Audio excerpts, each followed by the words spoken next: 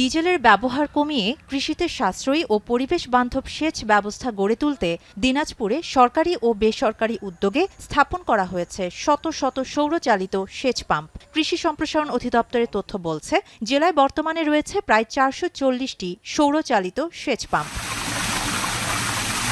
তবে বাস্তব চিত্র বলছে, শুধু সূর্যের আলোর উপর নির্ভর করে সবসময় সেচ নিশ্চিত করা যাচ্ছে না। সন্ধ্যা নামলে কিংবা আকাশ মেঘলা থাকলে কমে যায় বিদ্যুৎ উৎপাদন। এতে ব্যাহত হয় পানির সরবরাহ। ফলে অনেক কৃষককে নির্ভর করতে হচ্ছে জাতীয় গ্রিডের বিদ্যুতের উপর। সারাদিন রোদ উঠে না, কৃষক বসে থাকে, সোলারের মুখ ধরে বসে থাকে কি যে কখন আমি ধান লাগাবো, কখন মাটি ভিজবে। শীত মৌসুমে আমাদের অনেক সমস্যা হয়ে দাঁড়ায়। ডিজেল ইঞ্জিন পুড়তে হয়, প্রায় ১৫-২০ হাজার টাকার ডিজেল খরচা হয় আমাদের। আকাশ মেঘলা থাকলে চলে না। এই সোলার দিয়ে আমরা সমস্যা সমাধান করতে পারি না। কারণ আমার এই না যদি করতে পারি, আমরা পরিবেশের প্রয়োজন। পরিবেশ ছাড়া তো হচ্ছে না। এখানে সূর্যের আলো থাকলে পানিটা আমরা সহজে পাই, সূর্যের আলো না থাকলে আমরা পানি পাই না। রাত্রে বেলায় যেমন আমরা পানি নিতে পারি না। এই সীমাবদ্ধতা কাটাতে অনেক সৌরচালিত পাম্পে যুক্ত করা হয়েছে জাতীয় গ্রিডের বিদ্যুৎ সংযোগ। রোদ থাকলে চলে সৌরশক্তিতে, আর প্রয়োজন হলে বিদ্যুতে চালানো হয় মোটর।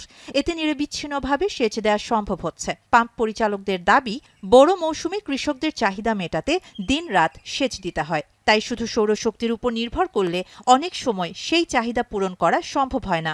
যে কন্ট্রোলারটা আর কি চলতেছিল না, মানে কন্ট্রোলার থেকে যে লোড এই মোটরে যায়, এটা আসতেছিল না। পরে আবার চেষ্টা করি এবং পরে বুঝতে পারি যে কোনো একটা সমস্যা হয়েছে। পরে আমরা বিএডিসি অফিসে যোগাযোগ করি।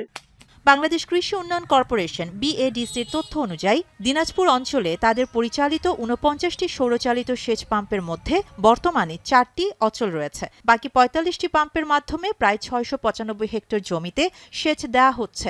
অন্যদিকে কৃষি সম্প্রসারণ অধিদপ্তরের তথ্য বলছে, দিনাজপুর, ঠাকুরগাঁও ও পঞ্চগড় এই ৩ জেলায় রয়েছে মোট ৮২৭টি সৌরচালিত সেচ পাম্প, যার মধ্যে সবচেয়ে বেশি প্রায় ৪৪০টি পাম্পই রয়েছে দিনাজপুরে। তবে প্রযুক্তিগত সীমাবদ্ধতার পাশাপাশি নিরাপত্তার বিষয়টিও বড় চ্যালেঞ্জ হয়ে দাঁড়িয়েছে। সোলার প্যানেল চুরি হওয়ার কারণে আমাদের অনেক ক্ষয়ক্ষতি হচ্ছে, কৃষকেরা অনেক ভোগান্তিতে আছে। আমরা সময় মতো সেচ দিতে পারতেছি না, বিদ্যুৎ জ্বালানির অনেক ঘাটতি, এজন্য কৃষকদের অনেক সমস্যা হচ্ছে। সোলার দিয়া ৬০ বিঘা জমি কভার দেওয়া সম্ভব হচ্ছে না। তখন আমি কি ডিজেল চালিত ইঞ্জিন মানে চালাই, ১৬ হার্সের একটা মেশিন চালাই, দিয়ে ওই দুইটাই চালিয়ে আমরা এই ৬০ বিঘা জমি কভার দেই।